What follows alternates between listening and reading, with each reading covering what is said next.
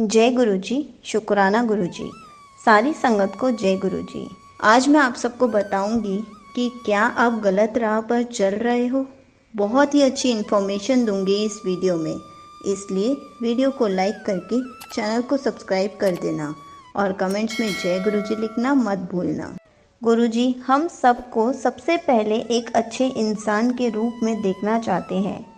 जब गुरुजी physical form में थे वो तब भी यही कहते थे और अब भी यही कहते हैं कि यदि हम अच्छे बन गए तो उनकी ब्लेसिंग्स तो हमें यूं ही मिलती जाएंगी। आज हम जो भी गड़बड़ करते हैं उसकी जिम्मेदारी किसी और के सर पर डालकर सुकून से रहते हैं। सुकून से कोई क्या रहेगा इस कलयुग में, जहाँ हर एक बंदा दूसरे को लीलने को तैयार है, चाहे वो घर हो या पैसा या कोई और चीज़। हर एक बंदे में अच्छाई और बुराई दोनों होती है। बुराई की ओर हम जल्दी आकर्षित होते हैं क्योंकि इसका तुरंत मिलने वाला परिणाम हमें बड़ा लुभावना लगता है।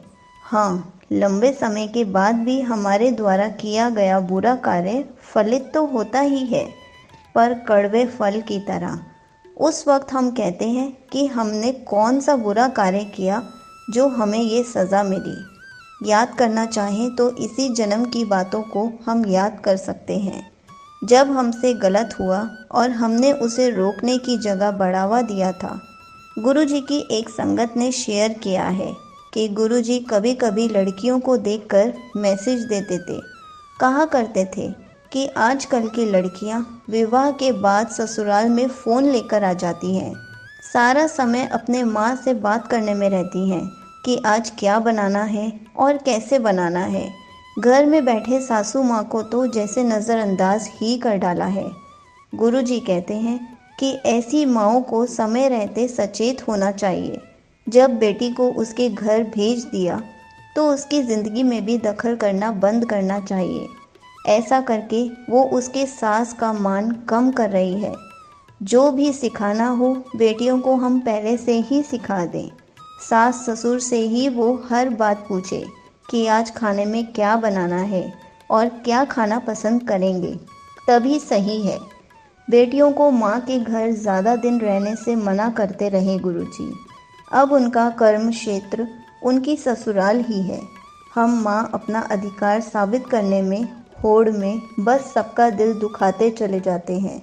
दूरियां अपनी बेटी और उसके परिवार के बीच हमारे कारण आती हैं और हम दोष देते हैं ससुराल वालों को। गुरुजी कहते हैं कि वे ऐसे सेवादारों की सेवा कैसे स्वीकार कर सकते हैं जो घर में बैठे सास या ससुर से सीधे मुंह बात तक नहीं करते और मंदिर या गुरुजी के पास आकर इनके चरण दबाते हैं, झाड़ू लगाती हैं, साफ सफाई करती हैं। गुरुजी की शिक्षा है कि हम अपना कर्तव्य करें। जिस घर में ब्याह करके गए हैं वहाँ किसकी क्या ज़रूरत है जिसे हम पूरा कर सकते हैं, वही हमारा कर्तव्य है। कोई बाहर का आकर हमारे कर्तव्य को परिभाषित नहीं करेगा। हम खुद अपने घर में अपने कर्तव्य की परिभाषा बनाएंगे, जिसमें सबसे महत्वपूर्ण बात है कि हम किसी का दिल जानकर नहीं दुखाएंगे। किसी को हमारे रहते भूखे पेट ना सोना पड़े। उसके बाद यदि हम मंदिर में सेवा नहीं भी कर पा रहे, गुरुजी हम तक आकर हमें ब्लेस कर जाएंगे। हम कितना भी सत्संग कर लें, लंगर खिला लें या बड़े मंदिर के चक्कर लगा लें, जब तक हम अपनी जिम्मेदारी ठीक से नहीं निभाएंगे, हम अंदर से शुद्ध नहीं होंगे। सब कुछ बेकार है। हम गुरुजी की ब्लेसिंग्स नहीं ले पाएंगे। जो आज सास बन चुकी है उनकी भी कुछ जिम्मेदारियां हैं, जैसे अपनी बहू की गृहस्थी में अपनी दखल अंदाजी हम कम से कम दें। हमने अपने समय में अपने हिसाब से घर को सजाया संवारा, अब बहू की बारी है, उसे उसके हिसाब से सजाने संवारने दें। हम ऐसे भी सास बनने का मतलब ही है कि हम उस उम्र तक तो पहुंच ही चुके हैं जहां ये समझ आता है कि कितना भी कर लो इस जीवन में सुकून है ही नहीं। सुकून कहीं मिल सकता है तो वो है भगवान के चरणों में। अब हम गुरु जी के चरणों में अपने को सौंपना शुरू करें। या किसी और ईश्वर को सौंप दें। बिना समर्पण हमारा अब कुछ नहीं हो सकता। सब कुछ करके देख लिया, सब कुछ में जी कर देख लिया। जो इस संसार में नहीं है, जैसे सच्चा निस्वार्थ प्यार, वो कभी मिलेगा भी नहीं। और जो मिल रहा है, दुख तकलीफ, उससे कभी पीछा छूटेगा भी नहीं। ये दोनों बातें तब पूरी होती हैं जब हम किसी सद्गुरु के चरणों में बैठ चुके हों, अपने को संसार की जिम्मेदारियों से धीरे धीरे मुक्त करते हुए सब कुछ गुरु के चरण में डाल चुके हों। यदि परिवार में कोई हमसे बुरा कर रहा है तो उसके साथ हम बुरा बर्ताव करें, ये हमारी राह नहीं है। हमारे साथ जो बुरा कर रहा है, हमें उसकी बात का बुरा ना मानते हुए उसके लिए गुरु जी से प्रार्थना करनी चाहिए। अपनी जो भी जिम्मेदारी होती है उसके प्रति हमें उसी तरह निभाना चाहिए जैसा हम तब करते जब वो हमारे साथ अच्छा व्यवहार करता होता। ऐसा करके हम अपना कर्म कटा लेंगे और गुरु जी को सौंप देंगे, उसका भी भला करने का सोच लेंगे।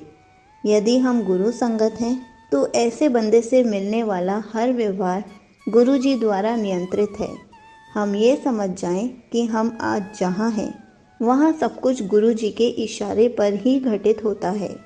भले ही हम अपने को कर्ता बनाकर सबके सामने पेश करें, पर हम सिर्फ कठपुतली हैं जो गुरु जी की उंगलियों पर नाचती रहती हैं।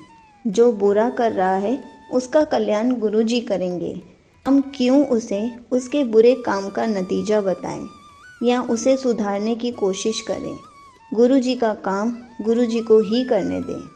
सृष्टि अपने तरीके से हर काम का सही वक्त और सही मौका देखकर सृष्टि अपने तरीके से हर काम का सही वक्त और सही मौका देखकर अपने पत्ते खोलती है। सृष्टि का उद्देश्य हमेशा पॉजिटिव ही रहता है, यानी यदि हमने बुरा किया है तो हमसे और बुरा ना हो। इस कारण सृष्टि कुछ बंदिश लगा देती है, पर ऐसा हर बार वो हमारे भले के लिए करती है। गुरु जी चाहते हैं कि जो हम आज जिस भूमिका में हैं उसको अपना 100% देकर निभाएं, कर्ता का भाव ना रखकर, सिर्फ यह मानकर कि ये रोल हमें गुरु जी ने करने के लिए दिया है। हम यदि अपने आचार विचार बदल सकते हैं तो वही सही है। जो पिता है वो गुरु जी की तरह पिता बनने की कोशिश करे। पिता की भूमिका में गुरु जी हमसे बेहिसाब प्यार करते हैं, साथ ही साथ हमारी गलत मांग को कभी पूरा नहीं करते। लेकिन जब भी हम रूठते हैं, मनाने के लिए कुछ ना कुछ ऐसा करते हैं कि हम खिलखिला ही पड़ते हैं। आज के पिता अपने बच्चों से प्यार तो करते हैं, पर जताना भी नहीं आता, और जब जताने चलते हैं उसके पहले ही अपनी उम्मीद की लिस्ट बच्चे के सामने रख देते हैं, मानो बच्चे ने कुछ अच्छा करके दिखाया है। अब पिता को चाहिए कि बच्चे को गले से लगाकर उसे ढेर सारी खुशियाँ दे, क्योंकि हर बच्चा अपने पिता को ही दुनिया में सबसे श्रेष्ठ समझता है। वहाँ पिता 2 वाक्य तारीफ के बोलता है और तीसरे वाक्य में कुछ ना कुछ खामी निकालकर बच्चे के सारे उत्साह पर पानी फेर देता है। गुरु जी से हम कभी भी अपनी हर मांग पूरी करवाने की उम्मीद नहीं रख सकते, पर जब भी हम कोई छोटा सा भी अच्छा कार्य करते हैं, गुरु जी अपनी भरपूर ब्लेसिंग्स लुटाते हैं। हमें वो देते हैं जिससे हम आनंद महसूस करें। हमारे पिता को पता नहीं है कि हम किस बात पर खुश होते हैं, पर परम पिता गुरु जी को सब पता है और वो खुले हाथ से हमें खुशियाँ बांटते हैं। हर माँ का भी रोल सही ढंग से करना चाहें तो गुरु जी को अपने माँ के रूप में रख लें। कब हमें भावनात्मक मदद की ज़रूरत है, कब 2 मीठे बोल की, और कब हमें गुरु जी के गले लगकर रोने की इच्छा है, सब कुछ गुरु जी पूरा करते हैं। बड़े ही धैर्य से हमारी अंट शंट बातें सुनते हैं, हमारी उल्टी सीधी व्यवहार को बर्दाश्त करते हैं और हर छोटी छोटी बात पर हमें आनंद के साथ प्रोत्साहित करते हैं, जैसे कि एक माँ को अपने बच्चे के लिए करना चाहिए। हम माँ में आज धीरज कहाँ है? हमारे बच्चे ने कुछ गलत किया या तो हाथ छोड़ देंगे या फिर चीख चिल्लाकर दुनिया इकट्ठा कर लेंगे। धैर्य के साथ गलत दिशा में बढ़ते अपने बच्चों को सुधारने के लिए हमारे पास समय ही कहाँ है। ये समय तो हम गप्पे और निंदा चुगली के नाम के लिए छोड़ देते हैं। इसी तरह गुरु के रोल में गुरु जी इतने प्यारे गुरु हैं, साथ ही साथ कड़े मास्टर भी हैं। हमें सुधार कर ही छोड़ते हैं। जिस रूप में गुरु जी को हम देखेंगे, हम उनसे ही प्रेरणा ले सकते हैं। यदि हमारा गुरु हमें हमारी गलतियों को क्षमा करके अपना सकते हैं, तो हम क्यों नहीं दूसरों को क्षमा करते हुए आगे बढ़ते जाते हैं। हम क्यों अटक जाते हैं वहीं पर जहाँ किसी ने हमारा दिल दुखा दिया। जब सब कुछ गुरु जी के इशारे पर होता है तो भला कोई हमारा दिल खुद से कैसे दुखा सकता है, जब तक सृष्टि उसकी व्यवस्था ना करे। जब भी हमारे साथ ऐसा कुछ होता है, हम अपने सारे ज्ञान रख कर अपनी पुरानी सोच से आगे की प्लानिंग करते हैं। यदि कोई हमें नहीं चाहता है तो ना चाहने दें, गुरु जी तो हमें चाहते हैं। यदि कोई हमारा नुकसान पहुंचाना चाहता है तो करने दें। हमारा नुकसान जो भी होगा, गुरु जी उसे हमारे कर्म काटने में लगा देंगे। यदि कोई दिल दुखाता है तो दुखाने दें। इससे हमारा दिल और भी निर्मल और निस्वार्थ भाव से प्यार करना सीखता है। बहुत कुछ है जो गुरुजी हमें बताना चाह रहे हैं, जिससे हम सही राह पर चलते हैं। अभी हम चल भी रहे हैं गुरुजी के साथ, पर राह ही गलत चुन ली है और गुरुजी समझाना चाहते हैं, उसे भी अनसुनी कर दे रहे हैं। ऐसे में गुरुजी कहते हैं, कोई बात नहीं, हम चले चलें। गुरुजी साथ साथ इस राह पर भी चलेंगे, लेकिन कभी तो वो दिन आएगा जब हमें सही और गलत राह का अंतर समझ आएगा, और तब हम फिर वापस आएंगे, शुरू से शुरू करेंगे। यहाँ भी गुरुजी साथ ही चलेंगे। जल्दी से हम यू टर्न ले लें, समय ज़्यादा ना लगाएं तो ही अच्छा रहेगा। गुरुजी बहुत पहले से बताते आ रहे हैं कि तू गलत राह पर चल रहा है। अगर आपको गुरुजी से रिलेटेड कुछ भी पूछना है तो आप पूछ सकते हैं। मैं उसका आंसर कमेंट में रिप्लाई करके या फिर वीडियो बनाकर ज़रूर दूंगी। जय गुरुजी, शुक्राना गुरुजी।